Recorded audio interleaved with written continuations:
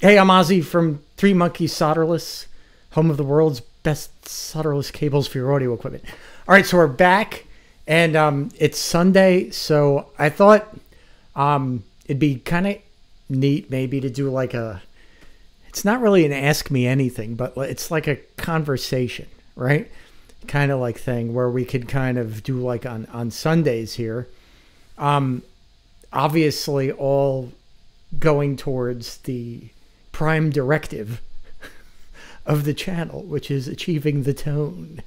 So it's going to be free form. So what I'm thinking is like, I'll talk a little bit today and, you know, see whatever pops into the noggin and kind of let the, you know, turn off the filter, which I don't have anyway, and just let it come out. And then if you guys want to just like make comments or, you know, start a subject or a, you know, a theory or a question or something, put it in the comments down there. And I'm going to come back next week, right? And we'll go into like the comments and talk about them and start, you know, going a little bit deeper into the different comments and different things that people put up there. And I think it'll be interesting to see where it all goes, you know, and to answer questions or to really get things sort of a good idea, like whenever you're starting like a discussion, is like definitions of terms, right? So like, so that people can always be talking about the same things. So that may be something that we could talk about too. Like, how do we define our terms of like what things really mean and agree upon as best we can, you know, these kind of subjective words that we use that have a lot of connotation that varies, but the denotation seems to be a little less accessible. So things like bloom, right? That always drove me nuts. People are like, I hear the amp bloom. I'm like, okay, I'm not sure what that means, or if there's swirl, or if there's things like that. I don't want to talk about bloom and swirl. I sort of don't want to do that, but you know, other things, right? And then theories, right? Different types of theories that go with amplifiers, right? And you notice we got the Marshmello is back, so we're going to be doing more with that, and I'll keep that in the background too. And now so that's interesting, right? So we were talking about like theories of operation for transformers and how they load tubes like a while ago, right? Let me move the mic a little bit closer here. Regarding how plate load and things like that really affect how the tubes work and how they sound. Right, and then how plate load is determined by a couple of factors, right? One would be the speaker or the load that it's connected to, and then the transformer, the output transformer that the speaker is connected to, which is then on one side connected, on the other side connected to the tubes, right? So you have tubes, transformer, speaker. And it's really like a window, in a sense, with some interpretation through the glass, right? So what happens on here affects what happens on there, right? So if you were to load this side differently, you will get different plate loads on the tubes, which will take the tubes into different areas of how they work, right? So in terms of like load box theories, right? So there was a lot of load box theories. I've definitely been into load boxes for, you know, since I was a teenager, right? Building things like that. And one idea I've always sort of like gone with, which I think is valid as well, is that the box should have a higher impedance than what you're using the amp on, right? Which is basically due to what is called climbing impedance of something like a 412 cabinet and how a speaker works, right? So as a speaker gets pushed and it's in a sealed box, it kind of starts fighting back. That's, you know, that's, I don't want to go into too technical, you know, because we want to make this accessible, but it sort of fights back, and the impedance of that it shows back to the amplifier gets higher, right? So that changes how the tubes are loaded, right? And how much power they're going to make. And if you look on like a chart of load lines, you can understand like distortion characteristics of tubes. And understand why, you know, if you load something one way versus another way, you're going to get different distortion characteristics. Now, like for instance, like in a preamp tube, this is really a kind of a very simple way of explaining all this, because I think a lot of people that mess around with amplifiers have an idea right, of sort of like preamp tubes, because they're very simple, right? You have your plate, your grid, your cathode, you know, your two heaters or whatever. But the plate has a resistor on it, right? The plate resistor, which is connected to the tube and has a capacitor that comes off of it that sort of decouples, you know, the signal out of the DC and brings it on, you know, into an audio waveform.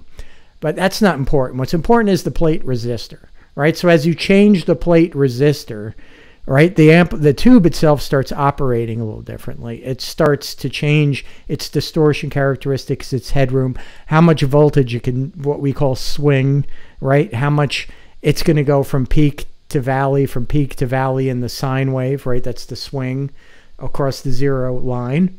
And you'll have things like, you know, as you raise that resistor, you get less swing, right? You also drop the voltage on the tube as well, that the voltage sees, because it's going through a larger resistor. So that is, you know, sort of what's going on when you're changing, you know, the load that you put on your amplifier head, right? It has that same effect of, in a sense, changing that plate resistor, right? So it's a very similar concept. It's not exact, but it's very similar. All right, so we were talking about going like up in impedance, right? So what would happen if you went down in impedance, right? Well, it starts to try to make a little bit more power. It doesn't really limit itself. It can get a little bit weird. The amplifier might run too hot, right? It might start to blow up. It might start to do weird things. But as anything in the world, there comes a point where it's all bets are off and things just change, right? So you can almost say like that it's a law of diminishing returns, right? At a certain point, it's just going to fall off the cliff, right? It's going to be like, oh, I'm going to make more power, going to make more power, going to make more. Oh, it's gone, right? So my thinking has always been, let's make the amplifier, let's limit it. Let's put a big load resistor on it. So that's one way of doing it. Put in like a 20 ohm load, right? Which is about what I've always used in these low boxes. And if you have one of mine, that's what's in it, right?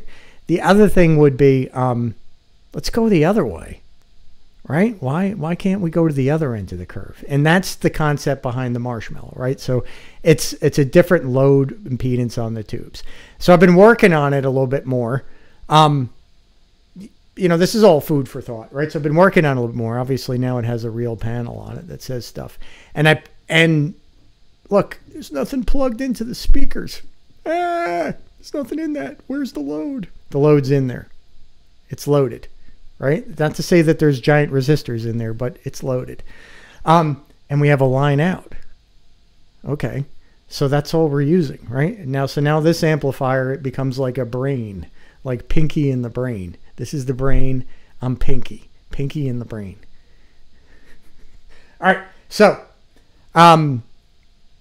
you could just use this now to, you know, slap on top of the stack, plug it into another amplifier, plug it into, you know, your aux box, which is where I'm at. And it's going to be ready to go. No load box, no nothing, right? And it's going to be using sort of the other end of the spectrum.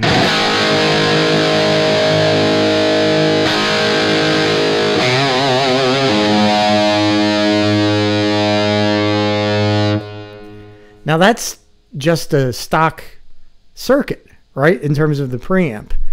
It doesn't sound stock anymore. And it sounds different than if you load it upwards, right? It's really starting to sound much more distorted. And it has a different frequency response, right? And it's putting out very little wattage. I think we've talked about this in some different videos, so that's kind of cool.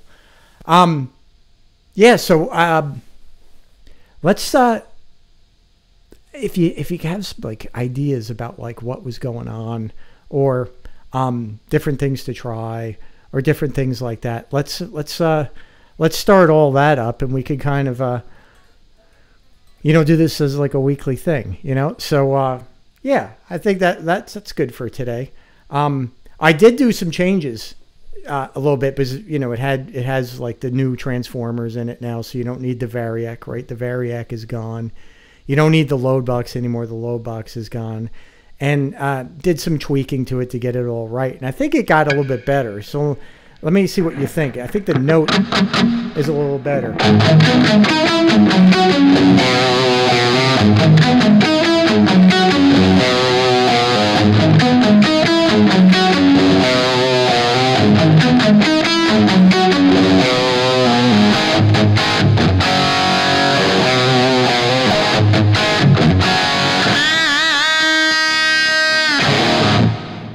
Right? I think now it's starting to get even more kind of like refined sounding. And I think this is where it is, right? Where it's going to be. I'm really kind of happy with that.